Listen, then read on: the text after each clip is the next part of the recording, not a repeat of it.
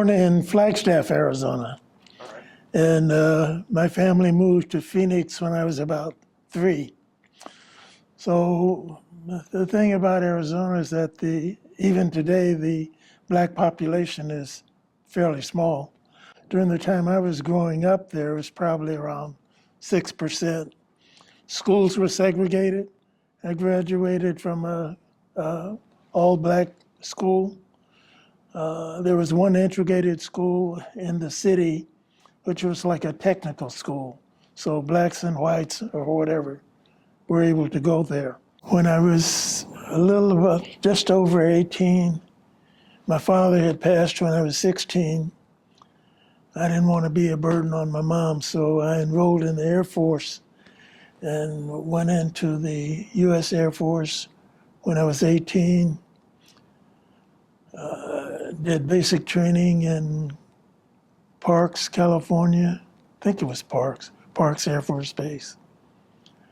Went to a little town called Moses Lake in Washington State. And from there, I went to Morocco. I was like an air police guard for the almost 3 years that I spent in Morocco, walking around the base, protecting those B-52s. So, from the very beginning, I've been a person interested in books, not just in terms of reading, but in terms of the artifact itself and the idea of what books mean, what the possibilities they open for you. Because of the Living Learning Library Center in Frostproof, Florida, which was at the time the only library in the U.S. that was providing library services to migrant workers. Because of that, I'd had some contact with the Florida Library Association, and people began to know about what I was doing. I began to be known as a personality. So I was at a Florida Library Association annual meeting, and the director of the Broward County Library system had recently been hired. I think that conference was in April, and the director of the Broward County Library, which had just been established by the Broward County Commission in April, I think, of that year. So he was charged with creating the county library system. Prior to his hiring in early 1971, the Broward County Commission decided that they wanted to provide library service countywide. Prior to that time, library service was provided by individual municipalities. Pompano, Hollywood, Hallandale, several other cities all provided library services to their citizens. If you wanted to use their library and you didn't live in the city, you had to pay a fee. So the county wanted to provide free library service to anyone who lived within Broward County. So they contracted with the city of Hollywood and the city of Fort Lauderdale and asked them to open their doors to anyone who lived within those cities. So they had hired this guy from Missouri, Stephen Whitney, to proselytize the other cities and encourage them to turn their libraries over to the county. So I was one of the first 3 employees of the new county library system. I was hired as the assistant to the director, and my job was to go around to these various cities, meet with their elected officials, and convince them to turn their libraries over to the county. So that went on for 3 or 4 years in several cities beside Hollywood and Fort Lauderdale that turned their libraries over. I remember there were a couple of cities where anti-county, and Hallandale was one of them. I spent a lot of time visiting the various cities and trying to convince them that what the importance of libraries would be to their cities and how their local city budget would benefit by not having to fund the library because the county would pay those expenses. So I spent several years doing that. And as the library system grew from the initial 3 city libraries or 3 buildings, the city of Hollywood, the city of Fort Lauderdale also had the Von D. Mizell Library.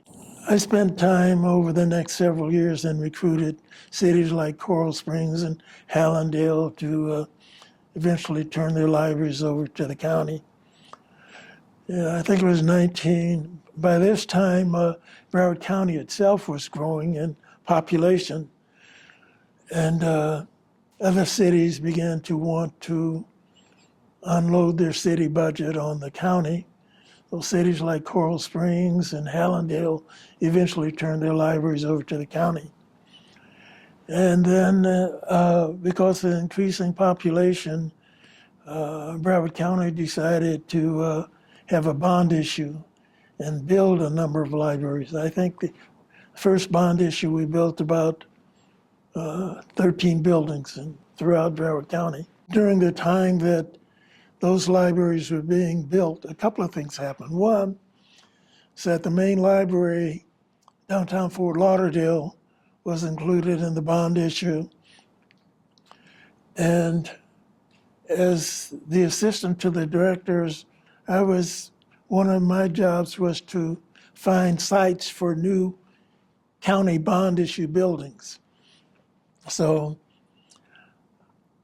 there was a site on Broward Boulevard and I-95 that I thought would be a good location for the main library. But for a lot of reasons, it ended up being downtown in the center of the county. But we built a number of about 13 libraries. Later on, we had another bond issue.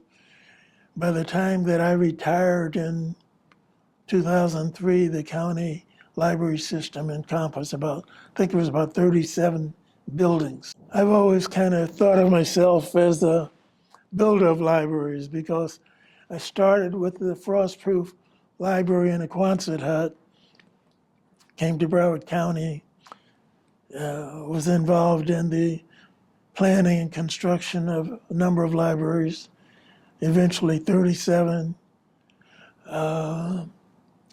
In the midst of all that building, the city of Chicago was looking for a librarian. They were planning the Harold Washington Library Center, which at the time was to be the largest municipal library in the state, in the U.S. So a couple of members of the Chicago Public Library Board came down to Broward County. I don't know who else they spoke to, but they visited with me, and because of my experience with bond issue building construction, I was offered the job to be the city library. So in 1987, I went to Chicago as their chief librarian. Spent about 2.5 years as the chief librarian. And in 1990, my former boss, Cecil Beach, a former state librarian and well known throughout the U.S. as one of the better librarians in the U.S., invited me to come down and he was being kicked upstairs, and he invited me to come and be the librarian for Broward County. The help of the Friends of the Library, and they formed committees of all kinds, church committees and various clubs and organizations, all of them together, knocked on doors, and we raised I forgotten, I think the figure is like close to $1 million in the Black community for this building. And with the library staff, I wrote grants and persuaded local foundations to contribute to this $6 million campaign. I remember that being in one of my meetings with Wayne Heisinger, where I had arranged to have an interview with him to convince him to help with the fundraising. And I was asking him for $500,000. And eventually during this meeting, one of his assistants went outside with him. When they came back, he agreed to give $1 million to this facility, which was one of the largest grants we had. We had grants from the state, grants from the U.S. I remember L.C. Hastings was responsible for getting some federal funds for this facility.